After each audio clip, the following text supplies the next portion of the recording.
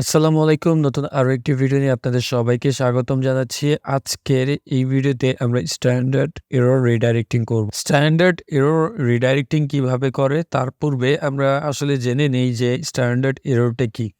Actually আমরা যেই কমান্ডই use করি না কেন সেই কমান্ডে যদি কোনো মিস্টেক থাকে তাহলে যে এরর মেসেজ দেখায় সেটাই হচ্ছে স্ট্যান্ডার্ড এরর। সো একটা বেসিক এক্সাম্পল দেখি, যেমন আমরা এখানে একটা হাবিজাবি কমান্ড দিই, এন্টার বাটন হিট করি, হিট করার পর দেখেন এখানে একটা এরর মেসেজ দিচ্ছে। এখন আমরা ক্যাল দেই, দিয়ে আচ্ছা এখান থেকে আমরা সিডি ডেস্কটপ ডিরেক্টরিতে চলে যাই। আমরা এখানে ক্যাট কমান্ডের থ্রুতে যদি আমরা date.txt দেখি তাহলে কিন্তু সে আমাদেরকে সেটা দেখাবে। এখন আমরা একটা কাজ করি, সেটা হচ্ছে এখানে date.txts বা হাবিজাবি কিছুতেই দেওয়ার পরে এখন আমরা এন্টার বাটন হিট করি। এন্টার বাটন হিট করলে সে আমাদেরকে একটা এরর মেসেজ দিচ্ছে। এই নামে যে ফাইল, সেই নামে কোনো ফাইল অথবা ডিরেক্টরি আমাদের ডেস্কটপ ডিরেক্টরিতে নেই। দ্যাটস ওয়াই সে আমাদেরকে এই এররটা দেখাচ্ছে। তো এখন কথা হচ্ছে এই এররটা আমরা কিভাবে রিডাইরেক্ট করব।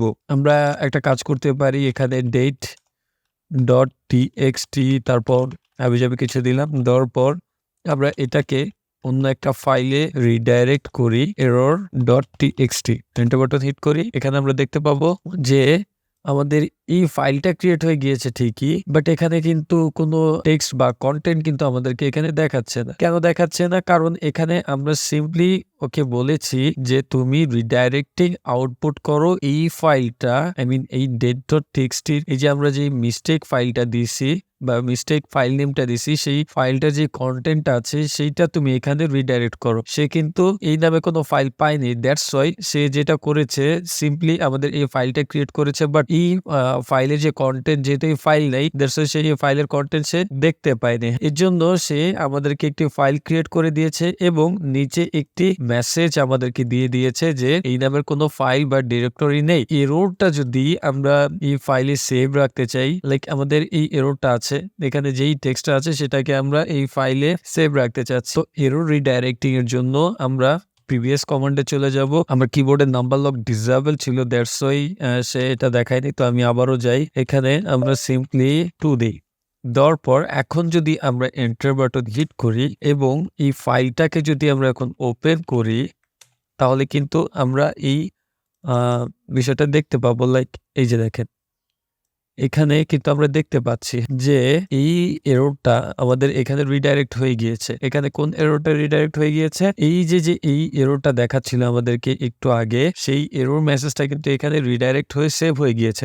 এখন আমরা যদি ইন ফিউচারে দেখতে চাই যে তখন কি এররটা দেখিয়েছিল, সেটা কিন্তু আমরা ফাইলে সেভ রেখেছি। আমরা চাইলে এটা যখন খুশি তখন দেখতে পারবো এবং পরবর্তীতে এটা অ্যানালাইসিস করতে পারবো। তো এগুলো আসলে সার্ভার ম্যানেজমেন্টের ক্ষেত্রে অনেক কাজ করে।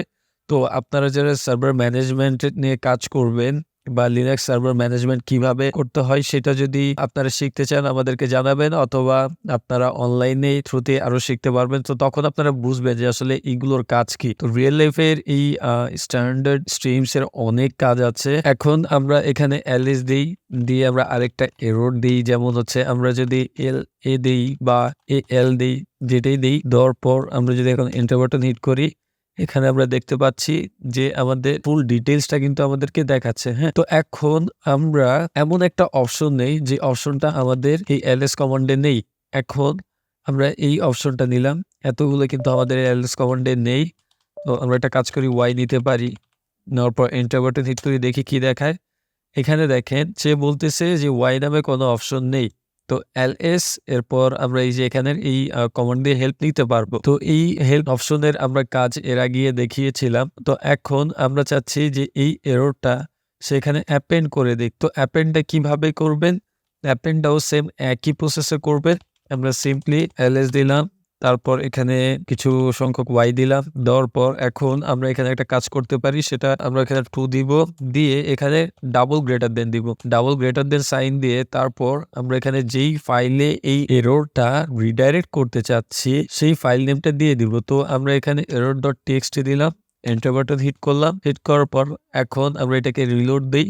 এখানে আমরা দেখতে পাচ্ছি যে অ্যাপেন্ড হয়ে গিয়েছে। অনেকের প্রশ্ন জাগতে পারে যে আসলে আমরা অন্যান্য যেই স্ট্যান্ডার্ড ইনপুট, স্ট্যান্ডার্ড আউটপুটের ক্ষেত্রে কিন্তু আমরা কোনো নাম্বার দেই নাই, তো এই ক্ষেত্রে আমরা কেন নাম্বার দিতেছি? স্ট্যান্ডার্ড স্ট্রিমসে বাই ডিফল্ট ডেসক্রিপ্টর নাম্বার থাকে। তো আমরা এর আগে স্ট্যান্ডার্ড ইনপুট নিয়ে কাজ করেছি, স্ট্যান্ডার্ড আউটপুট নিয়ে কাজ করেছি, কিন্তু আমরা লেস দেন এবং গ্রেটার দেন এর আগে কোনো নাম্বার দেইনি, কারণ সেটা একটু লং ওয়ে হয়ে যেত। কিন্তু বাই ডিফল্ট আমরা যদি চাই যে এই ডেসক্রিপ্টর নাম্বার সম্পর্কে জানতে, তাহলে আমরা দেখতে পাবো যে স্ট্যান্ডার্ড ইনপুটের ডেসক্রিপ্টর নাম্বার 0, স্ট্যান্ডার্ড আউটপুটের ডেসক্রিপ্টর নাম্বার 1, স্ট্যান্ডার্ড এররের ডেসক্রিপ্টর নাম্বার 2। আমরা এর আগে যে স্ট্যান্ডার্ড ইনপুটটা দেখিয়েছিলাম, তখন আমরা কিভাবে দেখিয়েছিলাম আমরা এটাকে আগে ক্লিয়ার করে নিই। আমরা স্ট্যান্ডার্ড ইনপুটটা দেখার জন্য আমরা ক্যাট ডামি কন্টেন্ট, এরপর আমরা এখানে এন্টার বাটন হিট করি। হিট করলে আমরা দেখতে পাবো যে আমাদের স্ট্যান্ডার্ড এররটা কাজ করতেছে ঠিকঠাকভাবে। এখন আমরা যদি এখানে সিম্পলি আমরা প্রিভিয়াস কমান্ডে চলে যাই, এখন যদি আমরা এখানে 1 দেই, এরপর এন্টার বাটন হিট করি, তাহলে কিন্তু এখানে কাজ করতেছে না। কেন করতেছে না? কারণ এই স্ট্যান্ডার্ড ইনপুটের যে ডেসক্রিপ্টর নাম্বার সেটা হচ্ছে বাই ডিফল্ট 0। তো আমরা এখানে কি দিয়েছি? স্ট্যান্ডার্ড আউটপুটের ডেসক্রিপ্টর নাম্বার, দ্যাটস ওয়াই সে এখানে কাজ করতেছে না। তো এখানে যদি আমরা 0 দিই, তাহলে কিন্তু এখানে কাজ করবে। তো আমি এখানে 0 দিলাম, এন্টার বাটন হিট করলাম। আচ্ছা, 0টা এখানে হবে না, সরি, আমরা একটা কাজ করি, 0টা হবে এইখানে। আগে লেস দেন এর আগে আমাদের এই 0টা দিতে হবে বা সংখ্যাটা দিতে হবে। তো এখন আমরা এন্টার বাটন হিট করি। হিট করলে আমরা দেখতে পাবো এখানে কিন্তু সে ঠিকঠাকভাবে কাজ করতেছে। দ্যাট মিনস স্ট্যান্ডার্ড ইনপুটটা সে নিচ্ছে। তো এখন আমরা একটা কাজ করি, এখান থেকে আমরা 1 দেই, আই মিন স্ট্যান্ডার্ড আউটপুটের যে ডেসক্রিপ্টর নাম্বার সেটা দেই, দিয়ে এন্টার বাটন হিট করি। এখানে আমরা দেখতে পাবো জাস্ট ব্লিঙ্কিং করতেছে, কোনো কাজ করতেছে না। এখন আমরা স্ট্যান্ডার্ড আউটপুটটা করি, এখানে আমরা একটা কাজ করি, সেটা হচ্ছে এখানে গেলাম, যাওয়ার পরে আমরা এখানে 1 দিলাম, দিয়ে আমরা এর আগের রিডাইরেক্টিংটা কিভাবে করতাম আপনাদের নিশ্চয়ই মনে আছে। আমরা এই ফাইলটাকে একটু কেটে দেই। কেটে দেওয়ার পর আমরা যদি কোনো ফাইল রিডাইরেক্টিং করতে চাই, তাহলে কিন্তু আমরা এভাবে করতাম। এখানে কালার্স নেমটা সিটা বড় হাতে। তো আমরা এখন এন্টার বাটন হিট করি। হিট করলে আমরা দেখতে পাবো ডামি কন্টেন্টের মধ্যে যে কন্টেন্টগুলো ছিল সেগুলো কালার্স কন্টেন্টে রিডাইরেক্ট হয়ে গিয়েছে।